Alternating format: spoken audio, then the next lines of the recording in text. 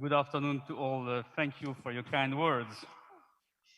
Your Excellencies, Deputy Prime Minister and Minister of Education, Minister Yu, Mr. Ban Ki-moon, Superintendent Do Seong-hoon, Mayor Nam Sang-ko, and Mr. David Navarro, distinguished guests, honorable members and dear members of the GNLC, ladies and gentlemen, welcome to the International Conference on Learning Cities. On behalf of UNESCO and on behalf of the Institute for Lifelong Learning of UNESCO, it is my great pleasure to open the conference with some reflections and considerations on the discussions ahead. This is the fifth International Conference of Learning Cities. Yet, it is the first to have a hybrid modality.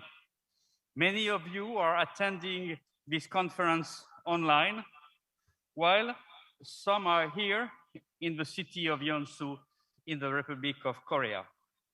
The fact that we are able to gather together today, both virtually and physically, demonstrates the commitment and the determination of the city of Yeonsu, the host of this conference. And I would like to warmly thank the mayor of Yeonsu, Mr. Nam Sang-ko, and the Yeonsu organizing team for making this conference possible in such difficult circumstances.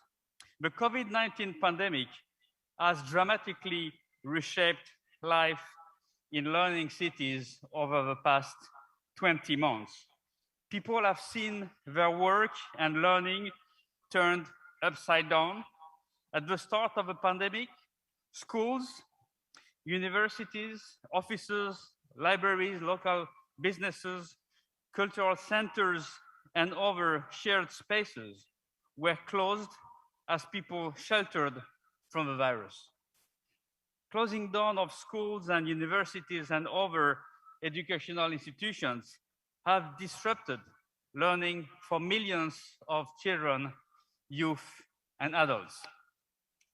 While the rapid shift to online delivery allowed some level of continuity in teaching and learning, this sudden change has highlighted and often increased existing educational inequalities.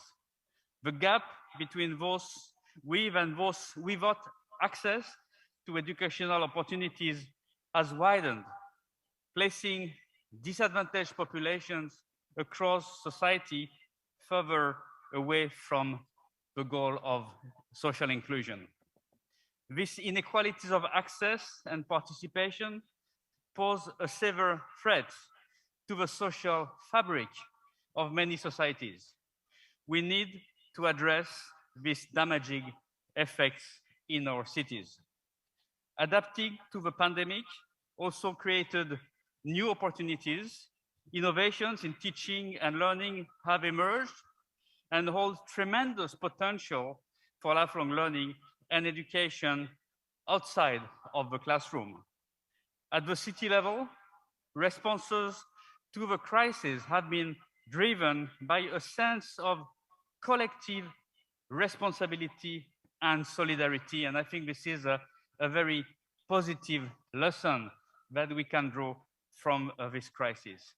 Attentive to the needs of others, local communities have organized themselves to provide targeted support to vulnerable populations, often integrating education support with social programs. Those faced with strict health protocols and social restrictions, they felt a sense of duty to mobilize resources in responses to the crisis.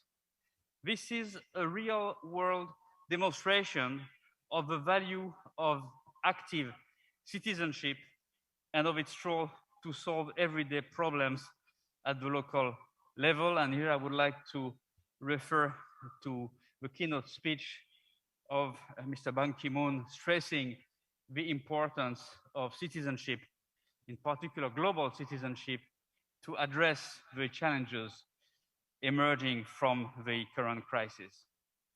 For the UNESCO Global Network of Learning Cities, adapting to the pandemic resulted in ways of collaboration through webinars on learning cities' responses to the COVID-19, virtual meetings, online capacity activities, and distributed research activities across thematic clusters. Learning cities continued to promote lifelong learning for all, knowing that cities have a unique role to play in achieving the 17 Sustainable Development Goals. The expansion of the network, reaching now 229 cities in 64 countries, is an indicator of its relevance and of its vitality. And I'm, of course, very glad that we have a large number of cities from the Republic of Korea in the network. It's actually, the largest representation in the network, showing also the importance of this movement in the Republic of Korea as a very important way of promoting lifelong learning for all and in establishing a learning society. Yesterday, 10 member cities have received the Learning City Award for their achievements, and the very fact that they were able to gather now in the context of a global pandemic demonstrates the resilience of the UNESCO GNLC and its member, thanks to all of you. The theme of this conference, From Emergency to Resilience, Building Healthy and Resilient Cities Through Learning, offers us the opportunity to reflect on the experiences of the COVID-19 pandemic and establish new priorities for the promotion of lifelong learning in cities. We can see that learning for health is an important new field in lifelong learning, characterized by health literacy and citizenship education. We also recognize the importance of making our cities resilient. Tied to those core notions, a series of related topics will also require our attention later today and tomorrow during the deliberations of the conference. So we'll be discussing issues such as learning for climate action, the promotion of healthy lifestyles, technology-enhanced learning, the use of spaces for health and well-being. These are just some of the pressing issues that we will explore during this conference. We have a great deal to discuss over the next 2 days and a duty to determine how we will proceed in the years and months to come as a network. The COVID-19 pandemic endures, further threatening our capacity to achieve the 2030 Agenda for Sustainable Development.